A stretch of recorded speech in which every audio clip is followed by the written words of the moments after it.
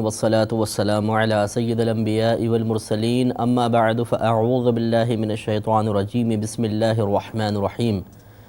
سورہ عبسہ چل رہی تھی اور اس کی تقریباً ہم 24ویں آیت تک پہنچے تھے۔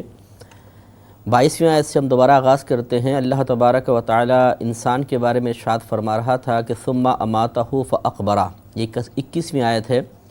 ثم اماتہ، پھر اللہ تبارک و تعالی نے اسے موت دی، فاقبرہ، پھر اسے قبر میں رکھوایا۔ ثم اذا شاء انشرہ، پھر جب چاہا اسے باہر نکالا۔ کلا، ہرگز نہیں، لما یقضی ما امرہ، اس نے اب تک پورا نہ کیا جو اسے حکم ہوا تھا۔ یعنی کافر کے بارے میں ہے۔ اللہ تعالیٰ نے اپنی قدرت کے اظہار کے بعد کافر کے بارے میں ارشاد فرمایا کہ جس چیز کا اسے حکم دیا گیا تھا، یعنی اللہ تبارک و تعالیٰ کی توحید کا اقرار کرنا، اللہ پر کما حقہ ایمان لانا، اس کے رسولوں کا اتباع کرنا، رسالت کا اقرار کرنا، قرآن مجید کو اللہ کا کلام ماننا، وہ اس نے نہ کیا۔ اس کے بعد اللہ تبارک و تعالیٰ نے دعوت فکر دی ہے، کیونکہ دعوت فکر کے نتیجے میں ذہن کی گرہیں کھلتی ہیں اور انسان حق تک پہنچنے میں آسانی محسوس کرتا ہے۔ لہٰذا بڑی ہی نفیس مثالیں دی ہیں کہ ہم اپنے اطراف میں اگر غور و تفکر کریں تو وجود باری تعالیٰ پر بے شمار دلائل قائم کر سکتے ہیں، اور پھر مذہب اسلام کا حق ہونا بھی بالکل واضح ہو سکتا ہے۔ لہذا ارشاد فرمایا کہ فَلْيَنظُرِ الْإِنسَانُ إِلَىٰ طَعَامِهِ، تو آدمی کو چاہیے کہ اپنے کھانوں کو دیکھے۔ اب اپنے کھانوں کو دیکھے مطلب یہ نہیں ہے کہ صرف کھانے پینے کو دیکھے اور کھائے، مراد یہ ہے کہ اپنے کھانوں کو دیکھ کر اس پر غور و تفکر کرے کہ اللہ تبارک و تعالی اپنے بندے کے لیے کیسا انتظام فرماتا ہے، اور اس کا نظام، اس کی تنظیم کتنی زبردست ہے، اور اللہ تبارک و تعالی کتنی عظیم قدرت والا ہے۔ کھانے کو دیکھنا کئی لحاظ سے ہو سکتا ہے۔ مثلا ایک تو مثال کے طور پر آپ ایک بریانی کی پلیٹ لے کے بیٹھے ہوئے ہیں، اب اس میں دیکھیں گوشت بھی ہے، چاول ہیں، مرچیں ہیں، نمک ہے، گرم مسالہ ہے، ہرا دھنیا ہے، مثلا الائچی بھی ہے، یہ تمام چیزیں اس میں ڈلی ہوئی ہیں، نمک بھی ہے، مرچیں بھی ہیں۔ اب آپ تھوڑا سا بس اس پوائنٹ پہ غور و تفکر شروع کریں کہ یہ تمام چیزیں سب سے پہلے کہاں تھیں اور کہاں سے چل کر میرے پاس اس پلیٹ تک پہنچی ہیں۔ مثلا اگر بکرے کا گوشت ہے تو یہ کس بکرے کا تھا، گائے کا ہے تو کہاں کی گائے تھی، مرغی کا ہے تو کہاں وہ مرغی ہوگی، یہ چاول کس کھیت میں اگے ہوں گے، مرچیں کس مقام پہ تھی، نمک کہاں سے چلا تھا، گرم مسالہ کہاں سے چلا تھا، اس میں جو پانی ڈلا ہے وہ کہاں سے چلا تھا، جو پیاز وغیرہ ہے وہ کہاں پر تھی۔ تو آپ غور و تفکر کریں گے تو سفیان ثوری رحمۃ اللہ علیہ کے اس قول کی تصدیق حاصل ہو جائے گی کہ آپ نے شاید فرمایا لوگ یہ سمجھتے ہیں کہ ہم رزق کو تلاش کر رہے ہیں، حالانکہ اللہ تبارک و تعالی کا رزق بندے کو تلاش کرتے ہوئے اس کے سامنے پہنچتا ہے۔ تو اس وقت پھر بے اختیار زبان سے سبحان اللہ نکلے گا کہ بے شک اللہ تبارک و تعالی کی قدرت اور اس کا نظام تقسیم رزق کتنا پرفیکٹ ہے کہ ایک چلتی پھرتی گائے ہوتی ہے، اس گائے میں کتنے لوگ کھانے میں حصے دار ہوں گے ہمیں نہیں پتہ ہوتا، لیکن اللہ تبارک و تعالی نے پہلے سے ہی گوشت اس کا تقسیم کر رکھا ہے۔ اسی طرح ایک کھیت میں چاول اگا ہے، ایک کھیت میں گندم ہے، کہیں گرم مسالہ اگ رہا ہے، کہیں پر مرچیں ہیں، کہیں نمک پڑا ہوا ہے، اور اللہ تبارک و تعالی ایک ایک دانے پر یہ مقرر کر دیتا ہے کہ کس کے پیٹ میں جائے گا، کون اس کا ذائقہ محسوس کرے گا، اور وہیں پہنچتا ہے۔ تو ان چیزوں پہ غور و تفکر کرنے کی بنا پر ہمیں اللہ تبارک و تعالی کے بے نقص نظام کو سمجھنے کی توفیق حاصل ہوتی ہے، اور بے اختیار ہمارا دل چاہتا ہے کہ بے شک، اور ہمارا دل اقرار کرتا ہے کہ بے شک ایک ایسے ہی رب کی عبادت کی جانی چاہیے، اسی کو اپنا معبود تسلیم کرنا چاہیے جو اتنا بہترین نظام چلا رہا ہے۔ پھر کھانے پر ایک اور طریقے سے بھی غور و تفکر کیا جا سکتا ہے کہ یہ کھانا جب ہمارے پیٹ میں پہنچتا ہے تو ہمارے جسم کو مختلف چیزوں کی ضرورت ہوتی ہے، چربی کی بھی ہے، گوشت کی ہے، ایسڈ کی ہے، اور اسی طریقے سے کھال بھی اس سے بنتی ہے، گوشت کی بھی ضرورت ہوتی ہے۔ یہ ایک ہی طرح کا کھانا جب ہمارے اندر پہنچتا ہے تو ایسا لگتا ہے کہ اللہ تبارک و تعالی نے ہمارے جسم میں مختلف قسم کی فیکٹریز قائم کی ہوئی ہیں۔ ایک کا کام ہے اس کھانے سے ناخن بنائے گا، ایک کا کام ہے بال تیار کرنا، ایک کا ہے گوشت تیار کرنا، ایک کا ہے خون تیار کرنا، ایک کا ہے جو ناقص چیز بچ جاتی ہے اسے کسی مقام تک پہنچانا۔ غرض یہ کہ نظام اگر ہستی پہ آدمی غور کرے، اپنے باطنی نظام پر، باطنی جو کچھ اس کا نظام ہضم ہے یا دیگر جتنے بھی نظام ہیں، تو اس سے بھی انسان کو اندازہ ہوگا کہ یہ اتفاقی طور پہ کام نہیں ہو رہا، بلکہ ایک عظیم ذات کے ارادے اس کے پیچھے کار فرما ہے، جو بہت ہی زیادہ وسعت علم کی حامل ہے اور اس کے علم کا کوئی مقابلہ نہیں کر سکتا ہے۔ کتاب انزلناه الیک مبارک لیدبروا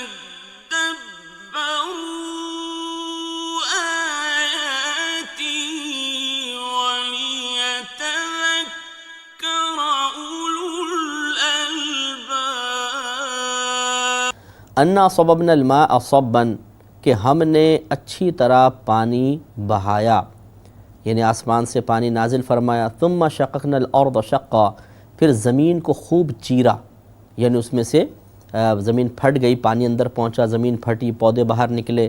فانبتنا فیہا حبا وعنبا وقضبا وزیتونا ونخلا، تو اس میں اگایا اناج اور انگور اور چارہ اور زیتون اور کھجور۔ وحدائق غلبا، اور گھنے باغیچے۔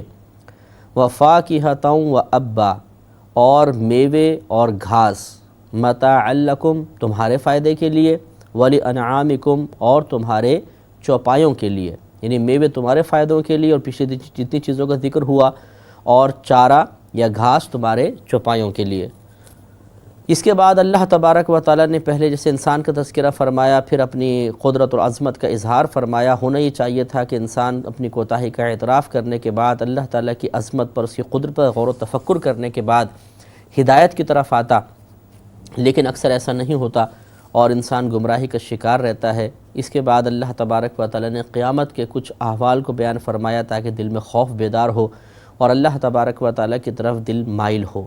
فَإِذَا جَاءَتِ الصَّاخَّةُ، پھر جب آئے گی وہ کان پھاڑنے والی چنگھاڑ۔ اس سے نفخہ ثانیہ مراد ہے کہ جب پہلی مرتبہ سور پھونکا جائے گا تمام لوگ ہلاک ہو جائیں گے، پھر سور پھونکا جائے گا تو سب لوگ زندہ ہوں گے۔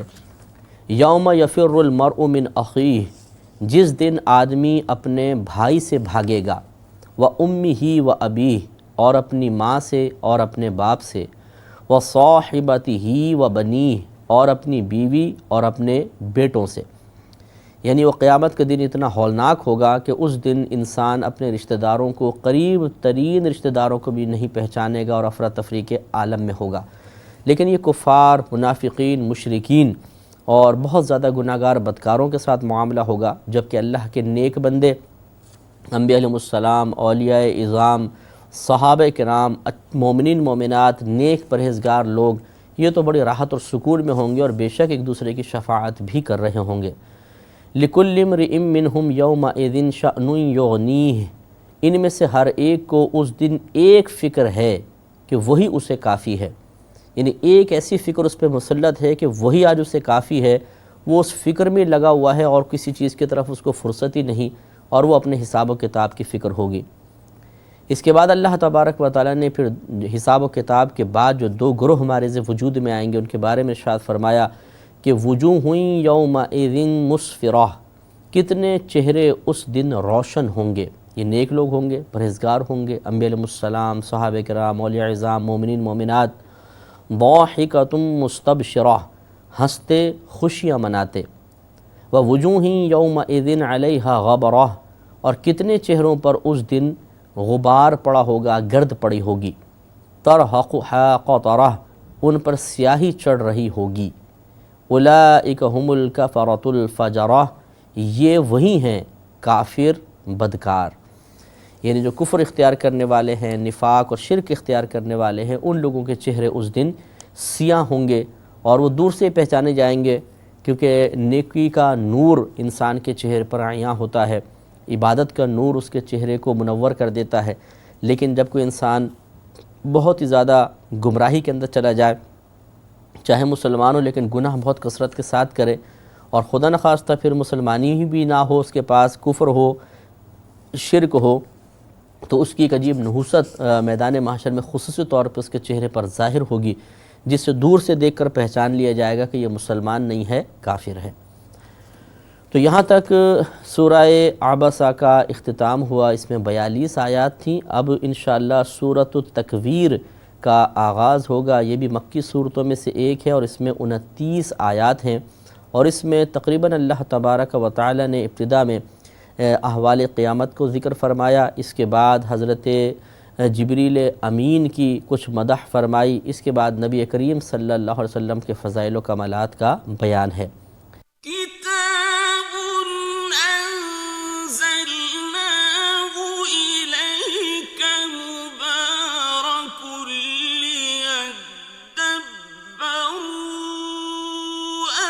آياته وليتذكر أولو الألباب۔ تو ارشاد ہوتا ہے بسم اللہ الرحمن الرحیم، اذا الشمس کورت، جب دھوپ لپیٹی جائے گی، یعنی سورج بے نور ہو جائے گا۔ وَإِذَا النُّجُومُ انْكَدَرَتْ، جب تارے جھڑ پڑیں گے، یعنی وہ تارے بے نور ہو کے زمین پہ گر جائیں گے۔ وَإِذَا الْجِبَالُ سُيِّرَتْ، اور جب پہاڑ چلائے جائیں گے، کہ جب قیامت قائم ہوگی تو پہاڑ روئی کے گالوں کی طرح اڑ رہے ہوں گے۔ وَإِذَا الْعِشَارُ عُطِّلَتْ، اور جب حاملہ اونٹنیاں چھوڑ دی جائیں گی، یعنی حاملہ اونٹنی یہ اشار کہتے ہیں جو تقریباً 10 ماہ کی حاملہ اونٹنی ہوتی ہے، جو بالکل بچہ جننے کے قریب ہوتی ہے، اور یہ عربوں کے ہاں بڑا ہی قیمتی مال تصور کیا جاتا تھا۔ تو سمجھایا جا رہا ہے کہ وہ قیامت کے احوال اتنے خطرناک ہوں گے، اتنی ہولناکی ہوگی کہ انسان بدحواسی میں ادھر ادھر بھاگ رہا ہوگا، اور گابھن اونٹنیاں، حاملہ اونٹنیاں کہ جو انتہائی قیمتی مال ہے، اس کی طرف بھی توجہ نہیں ہوگی، یعنی وہ چھوٹی پھر رہی ہوں گی، کوئی ان کا پرسان حال نہیں ہوگا، کوئی ان کو سنبھالنے والا نہیں ہوگا، اس لیے کہ قیامت کی ہولناکی کی بنا پر انسانوں کے اوسان خطا ہو جائیں گے، اور اس وقت قیمتی مال بھی ان کو بیکار محسوس ہوگا۔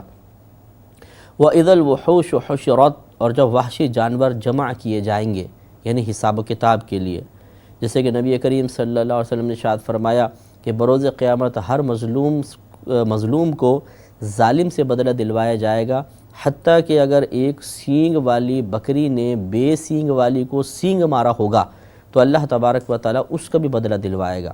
تو یہ تمام جانور بھی وہاں جمع ہوں گے۔ وَإِذَا الْبِحَارُ سُجِّرَتْ، اور جب سمندر سلگائے جائیں گے، یعنی سمندر اتنی آگ ہوگی، گرمی ہوگی کہ وہ بھاپ بن کے اڑ جائیں گے۔ وَإِذَا النُّفُوسُ زُوِّجَتْ، اور جب جانوں کے جوڑے بنیں گے۔ جانوں کے جوڑے بننے کا مطلب یہ ہے کہ یا تو ایک مطلب یہ بیان کیا کہ نیک نیکوں کے ساتھ ہوں گے، بد بدوں کے ساتھ ہوں گے، یا روح اور جسم کا جوڑا بن جائے گا، یا اس طرح کہ نیک لوگ حوروں کے ساتھ ہو جائیں گے، جنتیوں کے ساتھ ہوں گے، اور بدکار جو ہوں گے وہ شیطانوں کے ساتھ ہو جائیں گے۔ غرض ہے کہ وہ مراد وہی میدان محشر کا ایک نقشہ بیان فرمانا ہے۔ اور جب جانوں کے جوڑے بنیں گے، وَإِذَا الْمَوْءُودَةُ سُئِلَتْ، اور جب زندہ دبائی گئی بچی سے پوچھا جائے گا۔ یعنی عرب لوگ جو تھے یہ بچیوں کی پیدائش پر عار محسوس کرتے تھے، زمانہ جاہلیت کی بات تھی، تو یہ اپنی بچیوں کو زندہ دفن کر دیا کرتے تھے۔